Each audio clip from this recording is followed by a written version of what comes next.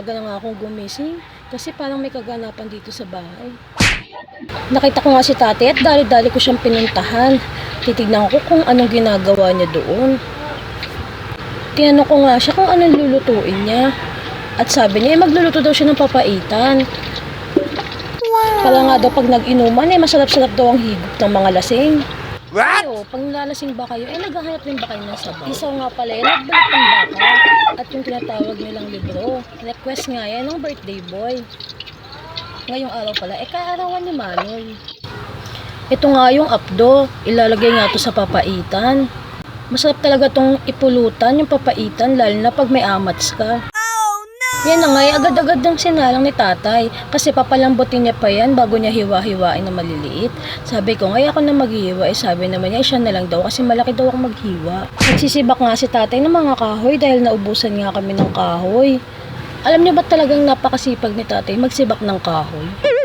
Exercise niya na kasi yan sa umaga. Dali-dali nga muna akong bumaba kasi parang meron akong naaamoy na mabango. Iniwanan ko nga munang nakasalang yung papaitan doon.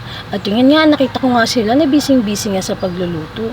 Magluluto nga rin sila ng pansit at tignan nyo nga, makalat pa nga yung mesa. Wala pala dito yung birthday boy, nasa trabaho siya. Kaya dal-dal na silang nagluto. At ito nga yung makita ko. Binuksan ko nga to at tinignan ko kung malambot na. Sabi nga ni tatay, matagal-tagal pa daw itong lalambot kasi mga 2 oras daw ito pakukuluan. Sabi nga ni tatay, maganda daw ako ng mga ricado. Kaya ayun yung mga ricado at hiniwa-hiwa ko na yan.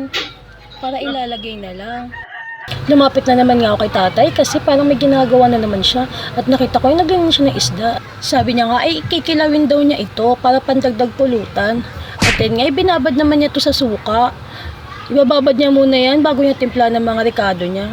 O diba, yung mga ginagawa niya, yung mga pampulutan talaga. Alam niyo bang marunong din ako magkilaw? Siya rin na nagturo sa akin. Sa next vlog ko nga, ituturo ko nga sa inyo kung paano magkilaw. Ayan na nga, at nilagyan niya na nga yun ng suka. Para mawala yung langsa. Alam niyo bang mas sumasarap yan kung ilalagay niyo siya sa rep? Masarap kasi siyang kainin pag malamig. Iniwanan nga muna niya yun para tingnan niyo yung niluluto niya. At yan nga, kinuha niya na kasi mga malambot na. Pero lang yung isa yung tinatawag nilang libro. Kasi napakatigas daw nun. Sabi niya nga, lalagyan daw niya yun ng yelo para lumambot ng mabilis. Hiniwa na nga niya yan ng maliliit para daw hindi mabilis maubos. Kasi meron niyang nagiinom na ginagawang kanin daw yung pulutan. Kayo ba, relate kayo o nakakakita kayo ng mga ganun? Pag nakakita nga kayo ng ganun, sabihin niyo, baka naman. Natapos na nga itong hiwain ni tatay at tignan niyo naman, napakaliit nga talaga ng mga hiwa niya. Meron pa nga siyang inaantay, yung libro. Kaya habang hinihintay niya lumambot to, ginawa naman niya yung kilawin. Nilagyan na nga niya to ng mga ricado. Para pag nababad, masarap. Palalamigin niya pa kasi to Ano to, dessert? Medyo mainit na nga dito sa pwesto niya kasi grabe ang sikat ng araw. Pinipigaan niya nga muna yung isda bago niya hiwain na maliliit. Buti nga daw, dumaan yung suki namin sa isda kaya agad-agad siyang bumili. Maaga nga uuwi daw kasi yung may kaarawan. Kaya inagahan nila yung pagluluto. Hindi naman karamihan yung mga niluluto Talagang masasabi mong sakto lang. Napasilip nga ako sa baba kung sino yung dumating. Dumating na rin pala sila lola. Kasama nga pala nila yung tito namin or tita namin na pogi. Kayo na bahala kung ano siya. Dumating na nga rin tong si Kuya Jo at tinulungan si tatay. Sabi ko nga sa kanya, ngayon ka patutulong ko kailan tapos na. Sabi niya nga, hindi pa daw tapos kasi meron pa daw siyang hinihiwa. Naku, sabi ko nga sa kanya, pagkarami-rami naman ang ginto mo, baka ma-hold up ka. Yung hinihiwa pala nila ay yung libro. O diba, after 100 years, lumambot din siya. Pag nagpapakulo kasi kami ng matagal, naglalagay kami ng maraming yelo para mabilis daw lumambot. Basta nga si Kuya John, na bumili na daw si tatay ng alak. Masarap nga daw kasing maghiwa pag nagiinom na. At yan na nga yung papaitan, isinalang siya ulit. Ginisa nga muna siya bago siya isalang. Hindi ko na nga naipakita sa inyo kung paano siya ginisa. Basta ginisa siya sa sibuyas, luya, bawang. Nilagay na nga rin pala dyan yung apdo na pinakita ko sa inyo. So ayun na nga, pinabayaan muna ni tatay na kumulo ng kumulo. Hanggang lumasa ng lumasa.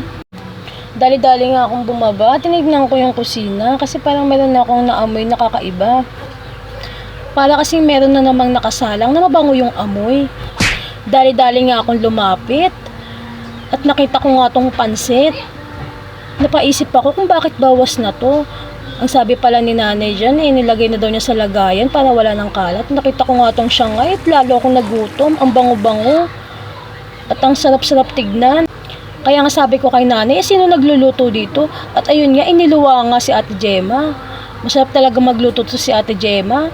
Sabi ko, tumingin ka lang dito para mapasama ka sa vlog ko. Asawa nga niya pala si Kuya Joy yung nasa taas. Tinatanong ko nga siya kung naiinitan siya. Sabi naman niya, hindi naman daw mainit. Inalok ko nga siya ng malamig na tubig. Tinawag nga ako ni tatay, kaya umakyat ako. Ano ba yan? Nahihilo na ako sa kakaakyat baba, diba? Kasi sabi niya, ilalagay na daw niya yung kamyas. Sabi ko kasi sa kanya, pag may ilalagay ka pa, tawagin mo ko. Para makita nyo rin kung ano pa yung nilalagay niya sa papaitan. Inaayos niya nga yung mga kahoy kasi sa sobrang haba, nalalaglag na. At ayan nga, nilagay niya na yung kamyas.